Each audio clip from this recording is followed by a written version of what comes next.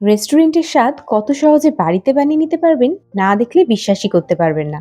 আজকের special recipe creamy cheesy garlic white sauce chicken. এটা বানাতে বেশি উপকরণ একদমই লাগে না। মোটামুটি আমি চেষ্টা করেছি এই রেসিপিতে আপনাদেরকে সব থেকে সহজভাবে দেখিয়ে দেওয়ার।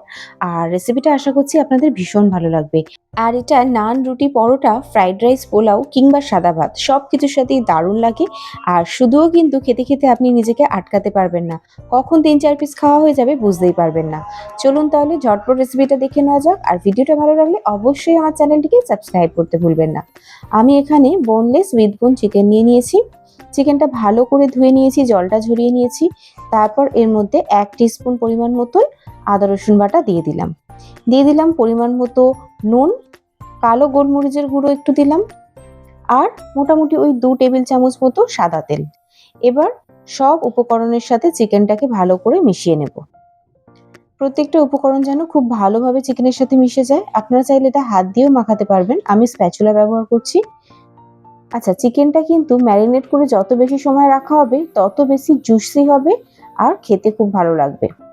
তো আপনারা চাইলে হাতে সময় না থাকলে সঙ্গে সঙ্গেও কিন্তু রান্নাটা করে নিতে পারেন। আমি মোটামুটি এখানে ১০ মিনিট মতো রেখে দিয়েছিলাম, তবে আধ ঘন্টা মতো রেখে দিলে আরও বেশি ভালো হয়।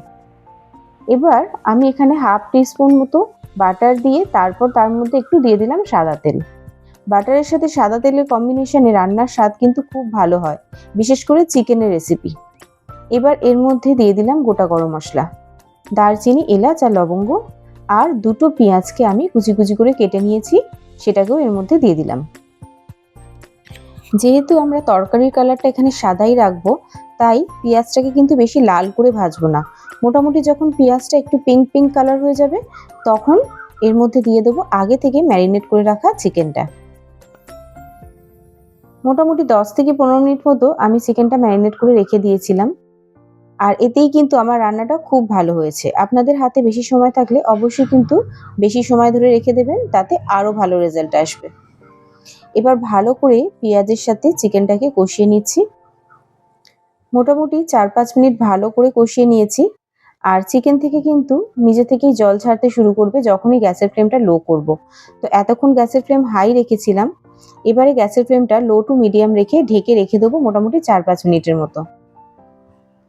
৪-৫ মিনিট পর ঢাকনাটা খুলে এখন দেখছি, দেখুন অনেকটা পরিমাণ কিন্তু জল ছেড়েছে চিকেন থেকে। আর এই রান্নার কিন্তু আমি আলাদা করে কোনো রকম জলের ব্যবহার করব না। চিকেন থেকে ছাড়া এই জলেই কিন্তু চিকেনটা সেদ্ধ হয়ে যাবে, রান্না হয়ে যাবে। এবার দিয়ে দিলাম কিছু কাঁচা লঙ্কা কুচি, সেটাকেও ভালো করে এর সাথে মিশিয়ে দিচ্ছি। গ্যাসের ফ্লেমটা এবার একটু বাড়িয়ে দিয়ে ঢেকে দেবো, যাতে চিকেনের অতিরিক্ত জলটা তাড়াতাড়ি শুকিয়ে যায়।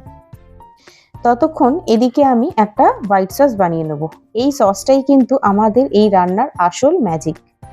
দিয়ে দিলাম একটা বড় রসুনের পুরো কোয়াগুলোকে ছাড়িয়ে, দুটো ডিমের সিদ্ধর সাদা অংশটা, ১০-১২টা কাজু বাদাম আগে থেকে ভিজিয়ে রেখে দিয়েছিলাম ৫-১০ মিনিট মতন, আর দিয়ে দিলাম একটু ক্রিম, আর দিচ্ছি এখানে মোজারেলা চিজ। আচ্ছা, ক্রিমের পরিবর্তে আপনারা কিন্তু দুধের মালাই ব্যবহার করতে পারেন। আর চিজ যদি পছন্দ না হয় সেক্ষেত্রে স্কিপ করতে পারেন। তবে চিজটা দিলে কিন্তু আমাদের রান্নাটা খুবই সুন্দর চিজি হবে। আর চিজি রান্না আপনাদের পছন্দ না হলে সেক্ষেত্রে স্কিপ করতে পারেন। তো মোটামুটি যতক্ষণে সসটা রেডি করেছি ততক্ষণে এদিকে চিকেনের জলটাও কিন্তু অনেকটাই শুকিয়ে গেছে। আর খুব ভালোভাবে কিন্তু চিকেনটা সেদ্ধ হয়ে গেছে। তো পুরোপুরি কুক হয়ে যাওয়ার পর এর ওপর থেকে যে হোয়াইট সসটা রেডি করেছিলাম সেটা দিয়ে দেব। এই রান্নাটা কিন্তু এইভাবে চিকেনটা রেডি হয়ে যাওয়ার পর ওপর থেকে সসটা সার্ভ করেও খাওয়া যায়, সেটাও খুব ভালো লাগে। সেটা অনেকটা ইফা চিকেনের মতো হয়ে যায়, যেটা দুবাইয়ের স্পেশাল রেসিপি। কিন্তু এই রেসিপিটা একটু আলাদা, তো সেই কারণে আমি কিন্তু এটাকে এইভাবে মিশিয়ে দিচ্ছি আর খুব ভালোভাবে এটাকে চারিদিকে মাখিয়ে দিচ্ছি প্রত্যেকটা চিকেনের সাথে। আর যেহেতু চিজ দেওয়া আছে তাই কিন্তু গ্যাসের ফ্লেম খুব জোরে দিলে তলার দিকে দেখবেন চিজগুলো কিন্তু সেঁটে যাচ্ছে। তাই অবশ্যই গ্যাসের ফ্লেম লো রাখার চেষ্টা করবেন। গ্যাসের ফ্লেম লো থাকলে কিন্তু দেখবেন তলার দিকে সেঁটে যাচ্ছে না। আর একটু ৪-৫ মিনিট সময় রাখবেন হাতে, আস্তে আস্তে দেখবেন খুব ভালোভাবে হোয়াইট সসটা চিকেনটাকে কভার করে দিচ্ছে। কত সুন্দর কালার এসেছে দেখুন। এবার এটাকে ঢেকে মোটামুটি ২ থেকে ৩ মিনিটের জন্য লো ফ্লেমে রেখে দেব। ততক্ষণে কিন্তু খুব ভালোভাবেই চিকেনটা কভার হয়ে যাবে হোয়াইট সস দিয়ে। দেখুন কত সুন্দর দেখতে লাগছে ঢাকনাটা খোলার পর।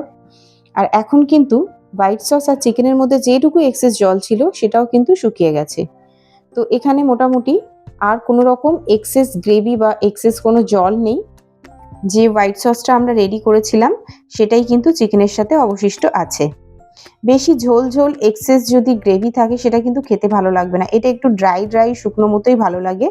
আর চিকেনটা নামিয়ে নেওয়ার পর কিন্তু এতটাও গ্রেভি থাকবে না, এটা কিন্তু আর একটু ড্রাই হয়ে যাবে। তো আপনাদের পছন্দ মতন কতটা গ্রেভি রাখবেন সেই অনুযায়ী আপনারা এটাকে আন্দাজ করে নামিয়ে নেবেন।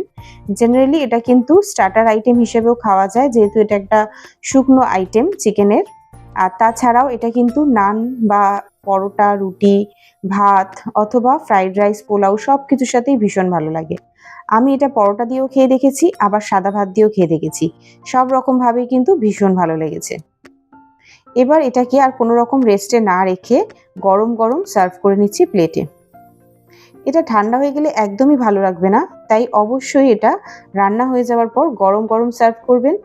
আর বিশেষ করে যদি এটা রান্না করার পর ইনস্ট্যান্ট সার্ভ করেন সেটা কিন্তু খেতে আরও ভালো লাগে।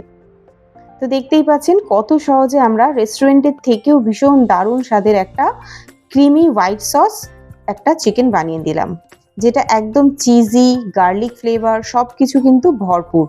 মানে প্রত্যেকটা বাইটে আপনারা গার্লিকের ফ্লেভার ফিল করতে পারবেন, চিজের ফ্লেভার তো থাকছেই, তার সাথে খুবই সফট জুসি একটা চিকেন।